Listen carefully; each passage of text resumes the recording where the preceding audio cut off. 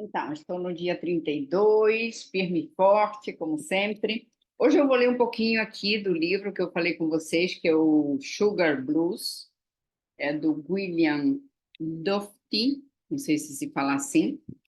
E ele está falando sobre a história do açúcar em todas as partes do mundo, né? Que vocês já sabem do negócio que eu tive falando esses dias sobre a escravidão, que tem muito a ver com todo esse negócio do açúcar. Negócio mesmo, negócio com respeito a dinheiro, era considerado como se fosse um ouro, né? Era um bem muito precioso porque dava realmente muito dinheiro. E aqui agora ele passa numa parte que ele fala de quando o açúcar chegou no Japão. E aí ele fala: o açúcar refinado pelo homem, a sacarose, foi introduzido no Japão quando os missionários cristãos chegaram, após a Guerra Civil Americana. De início, os japoneses usavam o açúcar refinado do modo como os árabes e persas, em forma de remédio. Eles faziam algumas misturinhas com algumas ervas e colocavam uma pinga, um pinguinho de açúcar, que era completamente diferente do uso que a gente faz hoje, né?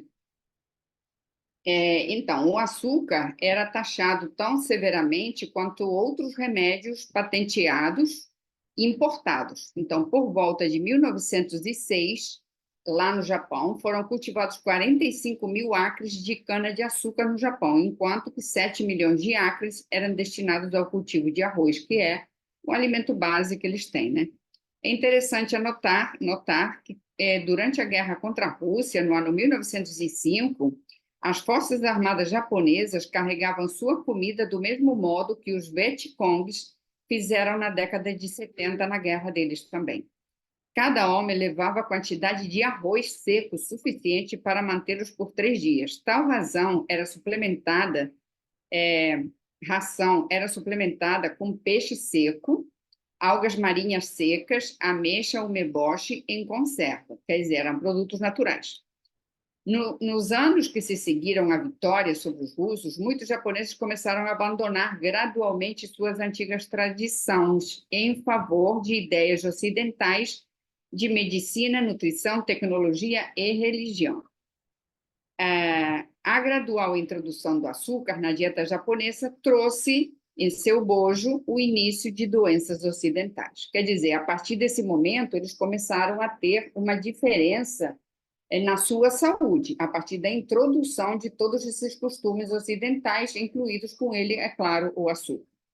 Teve um médico lá chamado Sakura Sawa, que ele estudou com um antigo médico do Japão, que ele ainda utilizava a medicina antiga do Japão, que era o Ishiduka, que era muito conhecido por ter grandes resultados na saúde das pessoas, né?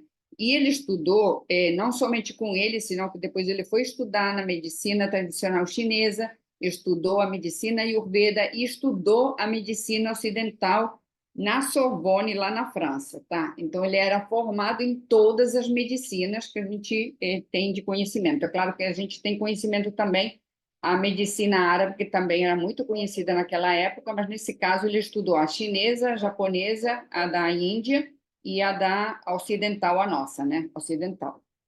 E ele chegou a uma conclusão, depois de ter estudado tanto e ter tantas práticas com todas as medicinas que ele foi usando pelo meio da vida dele, né? Sakura Sawa concluiu que a medicina ocidental estava muitas décadas atrasada no que se referia a soar alarmes sobre a relação entre o consumo de açúcar e a doença.